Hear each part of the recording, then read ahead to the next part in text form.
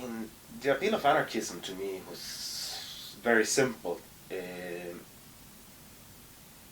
I grew under a dictatorship.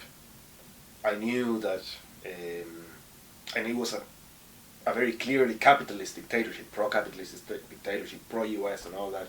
So in the early 90s, unlike a lot of people that believed in the New World Order and thought that there was going to be democracy and welfare for everyone in the world now that the Soviet Union was gone and the US could expand their political project without any sort of counterweight, I had no illusions in that.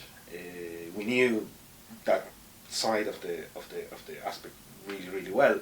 At the same time, the traditional left was in a very deep internal crisis, and I think that anarchism at the time came up with a lot of interesting ideas on how to develop a new and alternative left, a new revolutionary project that rejected both capitalism and the foreign bureaucracies that we knew in the East, that those forms of state-sponsored capitalism.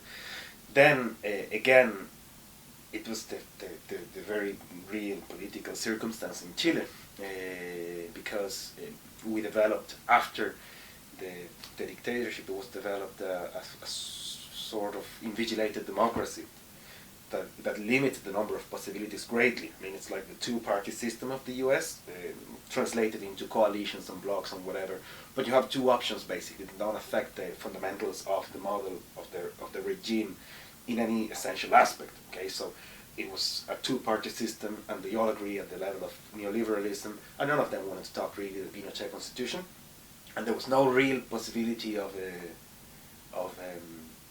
influencing the system from within. So I think that the system itself blocked our hopes of participation into the process. So there was no way for us as young people that rejected, as I said, capitalism and the dictatorship and all that, and at the same time that we didn't want to reproduce the old traditional left, there was no way for us to create an alternative within the frame of the system. So a friend of mine once said that we became anarchists because we couldn't be anything else. And to a certain degree that's true.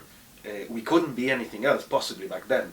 And then for us the big task was to turn something, a position, a very radical rebellion that was turned very instinctively towards anarchism, to turn it into a well-thought and well-rational political alternative that could go beyond an instinct, a rebellious instinct, into a project of a better society.